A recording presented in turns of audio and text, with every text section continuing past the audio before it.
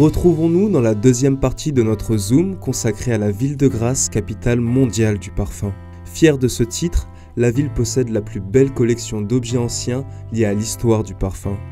Vous pourrez naviguer, mené par le bout du nez, entre musées, distilleries et usines anciennes, sans oublier les ateliers de nez où ces experts composent de nouvelles fragrances comme on compose une symphonie. On va assembler des notes pour faire des accords, pour créer ensuite à la fin la composition finale, la composition parfumante, le parfum. Donc on va assembler des essences de persistances différentes. Les toutes premières notes quand vous vaporisez un parfum, c'est de la fraîcheur et ce qu'on appelle les notes de tête. On assemble des essences très volatiles. Viennent ensuite les notes de cœur, qui donnent vraiment la famille du parfum, ce que vous êtes en train de sentir. J'aime, j'aime pas. Les notes florales, donc des fleurs, des fruits, des notes aromatiques, des notes gourmandes, qui s'assemblent aussi. Toutes ces essences, elles persistent un peu plus et elles donnent la famille du parfum. C'est le cœur.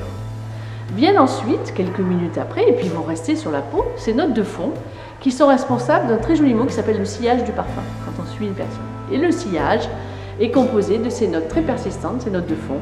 Au total, le parfumeur aura mélangé, aura formulé, parce que c'est une formule, une cinquantaine d'essences pour donner naissance à un parfum.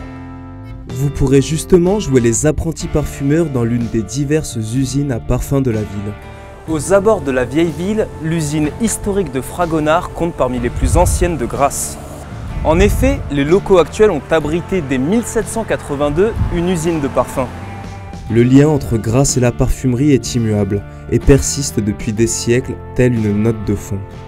Donc l'histoire entre Grasse et le parfum est ancienne, puisqu'on trouve des parfumeurs tels que la famille de Bézieux ou la famille Farjon à Grasse dès l'Ancien Régime au XVIIe et au XVIIIe siècle.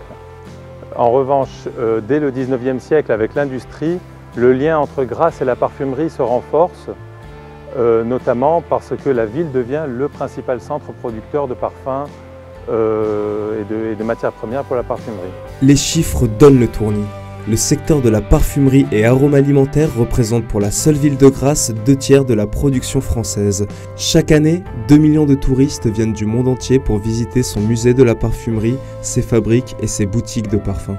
Et continuons la visite par... Créé en 1989 et rénové en 2008, le musée international de la parfumerie se trouve bien évidemment à Grasse, capitale mondiale du parfum. Unique, le musée international du parfum est le seul établissement au monde à se consacrer à la promotion des odeurs, des senteurs et des parfums. Mais ne croyez pas que la ville se repose sur sa seule réputation. Rester la capitale mondiale du parfum nécessite en effet un engagement sans faille de la commune.